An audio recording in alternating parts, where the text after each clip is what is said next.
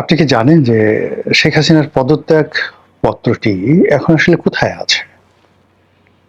তা আমি বললাম যে, "ভাই আমি তো জানি না। তো আপনার হঠাৎ করে এটা মনে হলো কেন?" তো বলল যে, "ভাই আসলে সেই পাকিস্তান জমানা থেকেই তো রাজনীতি করি। রাজনীতির অঙ্গনে কোনো অমীমাংসিত বিষয় মানে কখনোই মীমাংসা করা যায় না। এবং কোনো বিষয় ধামাচাপা দেওয়ার চেষ্টা করে সেগুলো হজম করা যায় না। তো সেক্ষেত্রে বর্তমান রাষ্ট্রপতি জনাব শাহাবুদ্দিন চুপ্পু তিনি যে বিতর্কটি উত্থাপন করেছেন সেটি হলো তার কাছে শেখ হাসিনার পদত্যাগ পত্র নেই, যেটি মানবজমিন সম্পাদক জনাব মতিউর রহমান তার সঙ্গে যখন রাষ্ট্রপতির একটা ব্যক্তিগত সাক্ষাৎ হলো তার প্রেক্ষিতে মানবজমিনে রাষ্ট্রপতিকে নিয়ে যে মানে প্রতিবেদন প্রকাশ করেছিল মানবজমিন, ওখানে আরো অনেক কথাবার্তাগুলোর মধ্যে এই কথাটা রীতিমতো ভাইরাল হয়ে পড়েছিল যে শেখ হাসিনার পদত্যাগপত্র খুঁজে পাওয়া যাচ্ছে না বা রাষ্ট্রপতির কাছে যে ফাইল সেই ফাইলের মধ্যে নেই। এখন আমরা যেটা জানি সেটি হলো শেখ হাসিনা পদত্যাগপত্র দিয়েছেন বা তিনি পদত্যাগ করেছেন এবং শেখ হাসিনা প্রথম দিকে এটা অস্বীকারও করেননি। তিনি একবার দুইবার বলেছেন যে তিনি পদত্যাগ করেননি, কিন্তু আবার একই মুখে তিনি বলেছেন যে হ্যাঁ দেশের স্বার্থে তিনি পদত্যাগ করেছেন। কিন্তু সমস্যা হলো যে তার এই কথা পদত্যাগ করেছেন বা করেননি এটি একটি কৌশল হতে পারে, কিন্তু বাস্তবতা হলো যে তার তো একটা পদত্যাগের পত্র থাকতে হবে এবং সেটি কার কাছে আছে, কিভাবে আছে, বা সেটি কি গায়েব করে দেওয়া হয়েছে বা যার মাধ্যমে এটি পাঠানো হয়েছিল। এর কারণ হলো যে সময়টিতে তিনি পদত্যাগ করেছিলেন ধরে নেওয়া হয় সেটি হয়তো আগস্ট মাসের 5 তারিখে, তিনি প্লেনে ওঠার হয়তো কিছুক্ষণ আগে। এখন প্লেনে ওঠার কিছুক্ষণ আগে তিনি যদি পদত্যাগ করে থাকেন সেই পদত্যাগপত্রটি স্ক্যান করে ফ্যাক্সে পাঠানো বা সেগুলো মানে হাতে করে নিয়ে সেনা সদরে সেনাপ্রধানের কাছে অথবা রাষ্ট্রপতির কাছে পৌঁছানোর মতো কোনো অবস্থা ছিল না। তিনি সেই পদত্যাগপত্র ধরুন মিস্টার এক্সের কাছে দিয়েছেন। মিস্টার এক্স তখন দেখা গেল সেটা পকেটে করে তিনি গণভবনের ওয়াল টপকিয়ে পালিয়েছেন লুঙ্গি পরে পোশাক আশাক রেখে। তো পালানোর পরে এখন সেটা নিয়ে তিনি কার কাছে যাবেন? তিনি যেহেতু শেখ হাসিনা একদম কাছাকাছি ছিলেন, হয়তো আমি এটা ধারণা করছি এক্স ওয়াই জেড এনিবডি, মানে পদত্যাগপত্র তো তিনি বঙ্গভবন এসে করেননি। পদত্যাগপত্র তিনি সেনা সদরে জেনারেল ওয়াকারুজ্জামানের কাছে গিয়ে করেননি, অথবা জেনারেল ওয়াকারুজ্জামান যখন পাশে দাঁড়ানো ছিলেন তিনি পদত্যাগপত্র স্বাক্ষর করে ওয়াকারুজ্জামানের হাতে দেননি। কাজে এই ঘটনাটা কখন ঘটেছে সেটা এখন অত্যন্ত গুরুত্বপূর্ণ একটি প্রশ্ন, যেটি কি 24 তারিখে হয়েছে আগস্ট মাসে নাকি 25 তারিখে হয়েছে।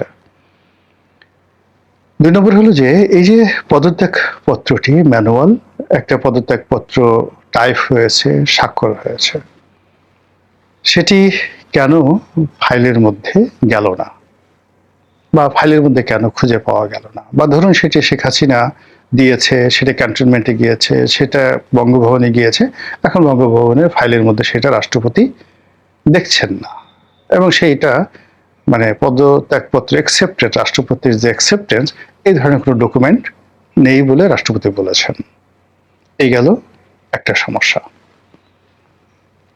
দ্বিতীয় যে সমস্যা সেই সমস্যাটা হলো যে সরকার গঠিত হলো, সেখানে সংবিধানের 106 অনুচ্ছেদ অনুযায়ী সুপ্রিম কোর্টের অ্যাপিলেট ডিভিশনের বিচারপতিদের যে যৌথ বেঞ্চ একত্রে তারা এই 106 অধ্যাদেশ নিয়ে আলোচনা করেছে, তারা রায় দিয়েছে।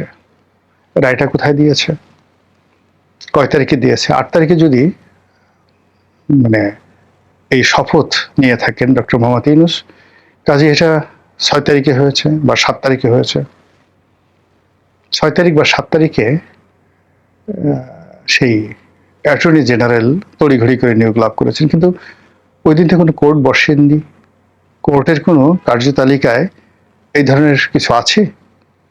2 নম্বর হলো যে প্রধান বিচারপতি তখন ক্যান্টনমেন্টে ছিলেন, অন্যান্য যারা বিচারপতি রয়েছেন অ্যাপিলেট ডিভিশনে তারাও সেই ক্যান্টনমেন্টে ছিলেন। কাজেই এখানে তো মানে একটা বেঞ্চ বসবে, সেটা যদি ভার্চুয়ালিও বসে, ক্যান্টনমেন্টে বসে ভার্চুয়ালি কোনো একটা কোর্ট যদি বসে, সেটারও একটা ম্যানুয়াল, একটা ডকুমেন্টেশন সুপ্রিম কোর্টের রেজিস্ট্রার অফিসে থাকবে, বেঞ্চে থাকবে, এবং এই শুনানিগুলো যে হবে সেই শুনানিগুলোর একটা অডিও এবং ভিডিও রেকর্ড দুটোই থাকবে। যেমন ধরুন ক্যান্টনমেন্টে বসে স্কাইপিতে প্রধান বিচারপতি প্রেসাইড ওভার করছে, সেখানে অন্যান্য অ্যাপিলেট ডিভিশনের যারা সেনা সদরে ছিলেন তারা অংশগ্রহণ করেছেন, আর যারা হাইকোর্টের বেঞ্চের যারা থাকেন, মানে ধরুন 3 জন বা 6 জন বিচারক, তার মধ্যে 3 জন ক্যান্টনমেন্টে ছিলেন, বাকি 3 জন হয়তো সশরীরে উপস্থিত ছিলেন। এর মধ্যে যেটাকে বলা হয় একটা হলো বার আর একটা বেঞ্চ, আর বারে যে সকল আইনজীবী এই শুনানিতে অংশগ্রহণ করেছেন এগুলোর তো একটা ডকুমেন্ট থাকবে, ইন রিটেন, ভিডিও, সবকিছুই। সেগুলো কি আছে আপনার কাছে?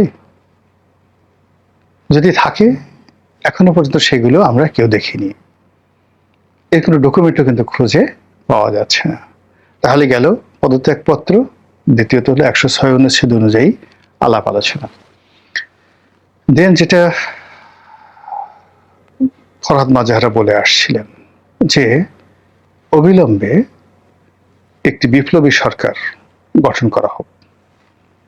সেই বিপ্লবী সরকার গঠন করার কোনো প্রক্রিয়া, কোনো ডিক্লারেশন, কোনো কাগজপত্র, কোনো কিছুই হয়নি। সংবিধান অনুযায়ী জনাব চুপ্পু সাহেব এই উপদেষ্টা মণ্ডলীর তিনি শপথ পড়িয়েছেন, আর সেই যে সংবিধান অনুযায়ী তিনি যে শপথ পাঠ করিয়েছেন এটি বলা হচ্ছে যে সুপ্রিম কোর্টের সেই 106 ধারার যে রেফারেন্স সেই রেফারেন্স অনুযায়ী। আর 106 ধারার যে রেফারেন্স সেই রেফারেন্সটা তখনই আসে যখন একটা শূন্যতা তৈরি হয়। সেই শূন্যতা তৈরির জন্য বলা হচ্ছে প্রধানমন্ত্রী পদত্যাগ করেছে। কিন্তু ঘটনাটা যদি এরকম না হয়, যদি অন্যভাবে হতো যে ঠিক আছে প্রধানমন্ত্রী পালিয়ে গেছেন, মানে এটা ডক্ট্রিন অফ নেসেসিটি 106তে, সেই ডক্ট্রিন অফ নেসেসিটিতে পদত্যাগ করার ফলে যে ডকুমেন্টেশনটা হয় সেটা একরকম। আর যদি বলতো যে না, তিনি অন এক্সাইল পালিয়ে গেছেন এবং সেই তার পালানোর পরে তিনি কাগজপত্র কোনো কিছু স্বাক্ষর করে যান নাই, কোনো কিছু বলে যান নাই, দায়িত্ব হস্তান্তর করে যান নাই, অস্টেপ দেশ অচল, এখন আমাদের একটা নতুন সরকার লাগবে, ইন্টারিম সরকার লাগবে, সেটার প্রেক্ষিতে 106 ধারা অনুযায়ী সুপ্রিম কোর্ট যদি একটা রুলিং দেয় সেটা একরকম হতো। কিন্তু এটা তো তা হয়নি। এখানে পালানোটা দেখানো হয়নি, দেখানো হয়েছে যে তিনি পদত্যাগ করেছেন। তাহলে তিনি যদি পদত্যাগ করেন তাহলে কোথায় তিনি? 2 নম্বর হলো তিনি যদি পদত্যাগ করেন সঙ্গত কারণেই তার জায়গাটাতে এখানে রাষ্ট্রপতি, স্পিকার, এই যে পদগুলো আছে, স্পিকার করে সেখানে পদত্যাগ করানো হলো, বলা হলো স্পিকারও পদত্যাগ করেছেন। পরে পুরো জিনিসটি যখন স্পিকার পদত্যাগ করলো সেখানে ডেপুটি স্পিকার এসে যায়। তো ডেপুটি স্পিকার তিনিও কি পদত্যাগ করেছেন? সব মিলিয়ে সংসদের স্পিকার, ডেপুটি স্পিকার, ক্যাবিনেটের মন্ত্রী, ক্যাবিনেটের সেই যে প্রধানমন্ত্রী এবং সংসদের যে পুরো মেম্বার অফ পার্লামেন্টের যে হাউস, সব মিলিয়ে একটা যে ধোঁয়াশা তৈরি হয়েছে এবং সেখানে যে অনিয়ম, সেখানে যে সন্দেহ, সেটা যে অবিশ্বাস, এই পুরো জিনিসগুলোকে কোনো অবস্থাতেই ধামাচাপা দেওয়া যাচ্ছে না, ছাই চাপা দেওয়া যাচ্ছে না। আমি যে বিএনপির শীর্ষ নেতার কথা বললাম, তিনি বলছিলেন যে আমার ওই অভিজ্ঞতা নিয়ে বলছে যে এখন যেভাবে সংবিধান আছে এবং গত 2 বছর ধরে যেভাবে সংবিধানের ধারাবাহিকতা রক্ষা করার কথা বলা হচ্ছে, ইলেকশন হয়েছে সংবিধান অনুযায়ী, ডক্টর মোহাম্মদ ইউনূস শপথ নিয়েছেন সংবিধান অনুযায়ী, তারেক রহমান সাহেব শপথ নিয়েছেন সংবিধান অনুযায়ী, সংবিধান সমুন্নত রাখার স্বার্থে, এবং এখনো পর্যন্ত সংবিধানের যে ধারাগুলো রয়েছে সেগুলো এখনো পর্যন্ত অ্যামেন্ডমেন্ট করা হয়নি। কাজী শেখ হাসিনাকে উচ্ছেদ, সরকার বিরোধী যে কোনো তৎপরতা, সংবিধান অবমাননা করা, এগুলো করলে যে সকল বিধান, শাস্তির বিধান এই সংসদ মানে বর্তমান সংসদ তারা লিগ্যাল প্রসিডিওরে সংবিধানে সন্নিবেশিত করেছে, সেগুলোর কি হবে আগামী দিনগুলোতে? সেটা কি করে নিষ্পত্তি হবে? সেটা কি করে ধামাচাপা দেওয়া যাবে? এবং সেটা নিয়ে যখন আবার টান দেয়া হবে, সেই টানে কে কে জড়াবেন, কে কে রক্ষা পাবে, সেটা কিভাবে সামাল দেয়া যাবে? মূল ব্যাপার হলো যে রাজনীতি তো এই দিন দিন নয়। আজ 17 বছর ধরে আওয়ামী লীগ যে চেষ্টা করেছে বিএনপির বিরুদ্ধে, 17 ঘন্টা লাগেনি এই জিনিসগুলো শেষ করে দিতে। যারা 21 আগস্টের গ্রেনেড হামলায় ফাঁসিতে যাদের মৃত্যু হবে,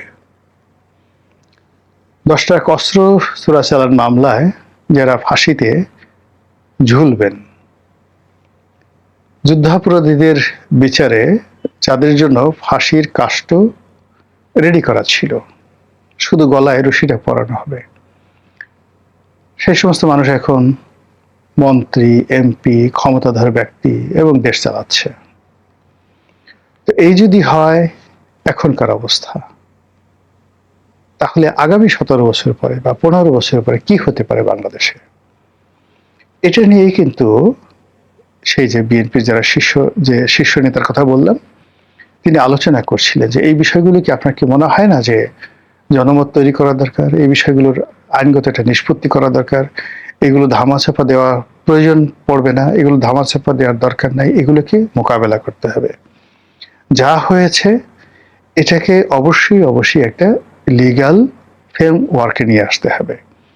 আর যদি সেটা না করা হয়, তাহলে আগামী দিনগুলোতে এই টোটাল প্রক্রিয়ার সাথে একদিকে আওয়ামী লীগ আর অন্যদিকে আওয়ামী লীগের বিরুদ্ধে যত রাজনৈতিক শক্তি আছে তারা বিপদের মধ্যে পড়বে। এক।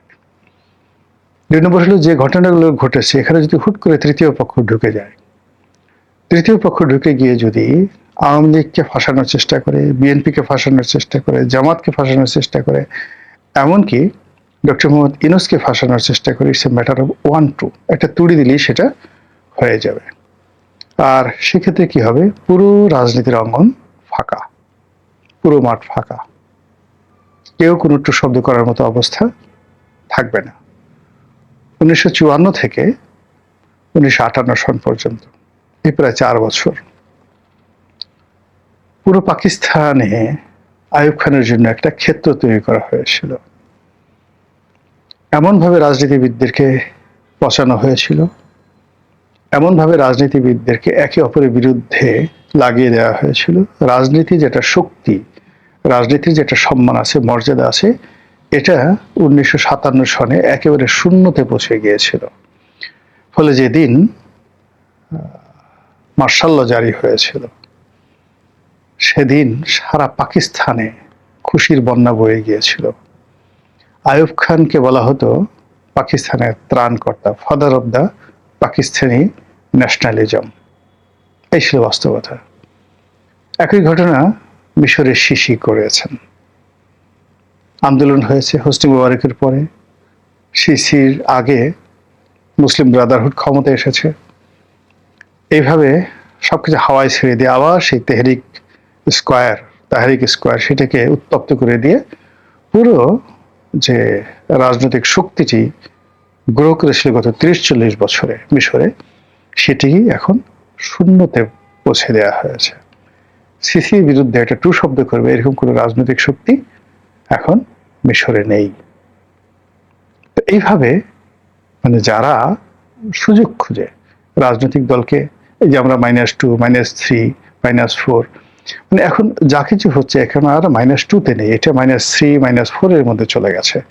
আর এই -4 এর মধ্যে পুরো রাজনৈতিক অঙ্গনকে ফাঁকা করে দেওয়ার জন্য যে হাতিয়ারগুলো দরকার, যে বিষয়গুলো দরকার, ভয় দেখানোর জন্য যে উপকরণগুলো দরকার, সেটা যারা রাজনীতির প্রতিপক্ষ, যারা গণতন্ত্রের প্রতিপক্ষ, যারা রাজনীতির একটা ট্রানজিশন আছে, সেই ট্রানজিশনটা তারা চান না, তাদের হাতে এই মুহূর্তে অনেকগুলো মারণাস্ত্র তাদের হাতে চলে এসছে। তার মধ্যে এই যে শেখ হাসিনার যে পদত্যাগপত্র, সেটাও কিন্তু অন্যতম।